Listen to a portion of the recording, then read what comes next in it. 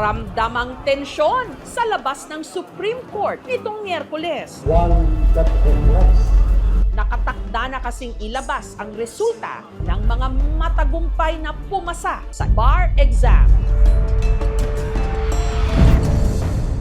This is Our Lady of Perpetual Help. Sa kanya din ako nagiging devotee ever since I've been graduating from law school all the way up to the bar. Siyempre ninenervyos din, pero okay lang, di kami pala nag-iisa. Hanggang sa sinimulan na ang seremonya. For those whose names will appear on the list today, the court welcomes you into the legal profession with high hopes that you will bear the privilege of this calling with humility, the weight of its responsibility with resolve, and the trust of the public with unwavering integrity.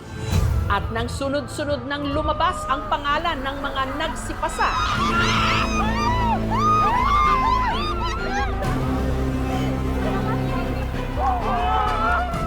Masado na po! bumuhos na ang matinding emosyon. Sa Supreme Court man,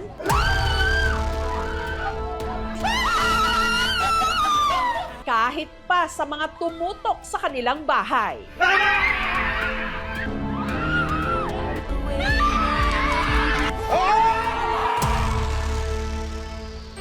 Ang isang ito, hindi lang pasado sa bar. Nag-pass out pa.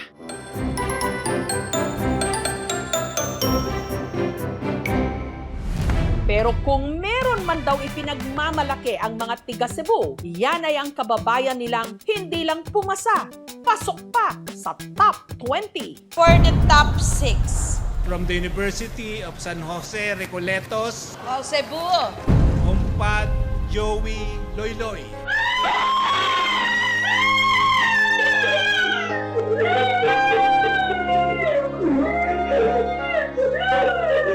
Ang Certified Public Accountant o CPA at ngayon, Certified Abogado na rin si Attorney Joey Loyloy Ompad.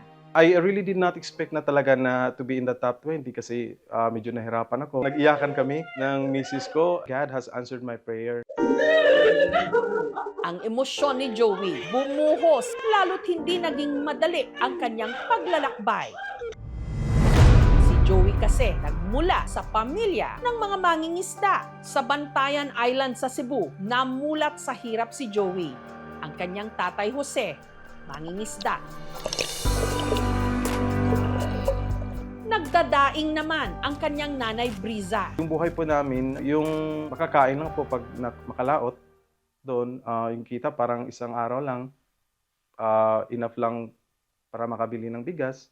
Kaya sa murang edad, si Joey natuto ng magbanat ng buto. Siyang mag-alsa, maghakot, iya ko tabangan sang akong mga gamit sa dagat. So palaot na kami ng 5 a.m., balik kami mga 7 a.m. Tapos prepare na ako for the school. Mga 7 to hanggang hapon, nasa eskwelahan ako. Some of my classmates are well off. Minsan nainggit ako, they have enough time po to play. Ordinary day po na walang baon. Swerte na lang po na may extra makabaon. Since bata pa lang po, inintindi ko na po ang situation ng family ko. Hirap man sa buhay, mayaman si Joey sa pangaral. Ang father ko po, tinuruan po ako na maging responsable sa buhay. Even if na tinutulungan ko siya sa pangingisda, he insisted na still to go to school. My mother taught me to be kind, not despite not we have less. Yung mga neighbors namin na walang kuha, i-share namin yung catch to them para at least they have food. Sa kabila ng mga pagsubok, si Joey nakapagtapos with flying colors. Pag-elementary niya, tapuan siya. Antod siya na grade 6. Pag kinder, 6 pa lang ang iya edad, gikuha na siya. Ipapasar na siya sa maestra, kaya nga bright man siya. Pagka-graduate ng high school, nakipagsapalaran siya sa Cebu City. Nung time po na naghanap ako ng scholarship, pumasok po ako as a bagger in one of a department store here in Cebu City. 500 ang iya allowance na tag 1 week. Madto magkuangad ako sila magtigom para usa ka para usa ka semana ba niya ba. Ang exam na gani na panahon nga makuan ma'am, maghangin wa kami sing ikabaya dito sa kuan. Nano ang buhaton namon ma'am, manguhay manok ang amay, kag ibaligya dito sa Bantayan, makabayad na kami sa iya tuition dito sa Cebu. Ang mga paghihirap ni Joey, unti-unti raw nagbunga. Taong 2008, nagtapos siya sa kursong accountancy. After I graduated from college, parang yung tadhana, the stars are aligning. God provided me the path where I can work. One of the companies na pinasukan ko, yun po yung nagpadala sa akin doon sa Malaysia to work, to immerse there for 1 year. Pero hindi raw dito natapos ang kanyang pangarap. Ang nasa puso raw kasi niya, maging abogado. Unang naisip ko yung tatay ko, tulungan ko siya for whatever legal issues na kailangan ko. At saka yung mga kapitbahay namin, yung mga people in the community in Bantayan Island, natulungan ko sila for whatever legal challenges they have. Pero ang planong maging abogado, bahagyang naunsyame ng si Joey nagkapamilya. Si Mrs. na-meet ko siya sa work in 2009. Office meet kami sa one of the BPO companies here in Cebu City. Then, after 2 years, we decided to get married in 2013. 3 na po ang anak ko. Sa sariling pagsisikap, ang anak ng isla o masenso sa buhay. We constructed our own family house with my wife. Bumili kami ng sasakyan, bumili kami ng lupa ng farm lot. Unfortunately, nangyari yung Yolanda. So in 2013, yung bahay namin dun sa isla, tinangay ng alon. Nakaipon ako, inahon ko yung parents ko from the island, binilhan ko sila ng lupa dun sa mainland ng Bantayan at pinatayuan ko sila ng bahay. The houses we have there is where they are staying now. Dinala ko po yung lahat ng family ko. Even some of my neighbors, relatives ko na yung kapatid ng parents ko. Parang extended yung bahay namin doon. Open sila sa mga mangingisda doon. Nalipay kami sa amon anak nga wa kami ganingan niya pasagdi. Dayak sa kalipay. Nga nakaanak sa imbuutan. Salamat sa Ginoo. Sobra. Nagitagaan kami na anak nga buutan. Matitabangon sa ginikanan, sa mga igsoon, pati mga tiya niya, tabangan niya, maglisod. It's a humbling experience na despite where I came from, God provided me this. I really thank God for all this. Actually, sobra-sobra pa yung binigay ni God. I know God listens, God hears, God knows what you want, God provides. At matapos nga ang mahigit 1 dekada nitong 2020, binalikan ni Joey ang isinantabi niya munang pangarap, ang maging abogado. It's a challenging experience for me kasi when I was starting na sa law school, bumalik ako dito sa Cebu. Dito na ako nagtrabaho from Manila. Daily routine, early morning, 6 a.m. Papunta na ako sa Lapu-Lapu City kasi 2 hours yung travel. Papasok ko sa gabi na. Pero muli siyang sinubok ng tadhana. Taong 2024, nang si Joey nawalan ng trabaho. Iniisip ko, hindi na lang siguro mag-proceed sa law. I talked to my wife, ilang months na lang?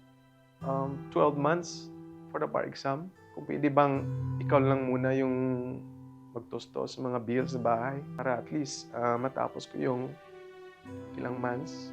Sabi niya, okay, I will support you, whatever plans you have, because I know God will provide.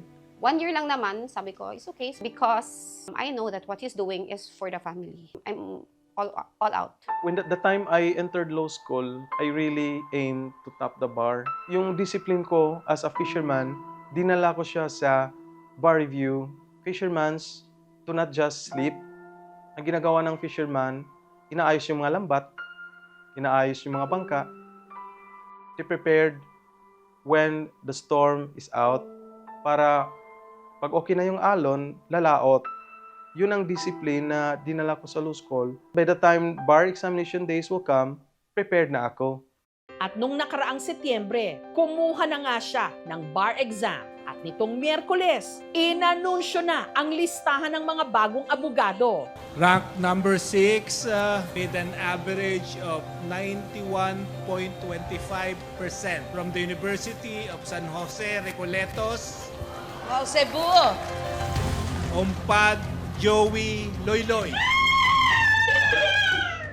Ang dati batang mangingisda at anak din ng mangingisda, top 6. Sobra-sobra yung binigay ni Lord sa akin bilang one of the passer but also one of the top notcher.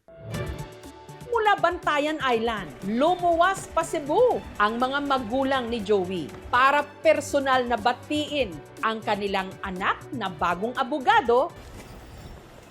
Congrats!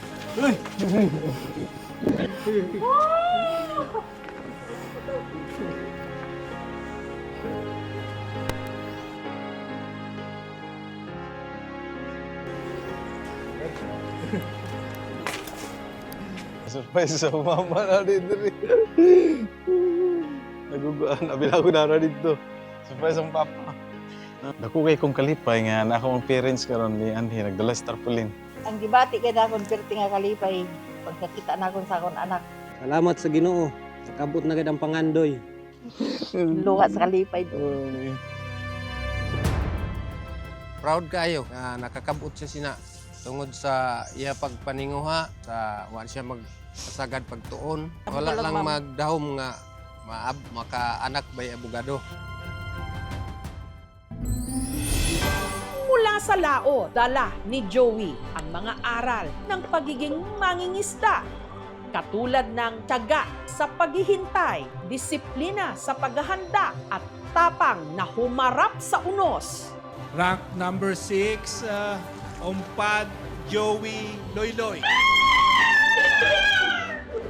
At ngayon, bilang bagong abogado, ang mga ito ang kanyang baon para maglayag, hindi lang para sa sarili, kundi para ipaglaban ang karapatan ng pinagmulan niyang sektor ng lipunan.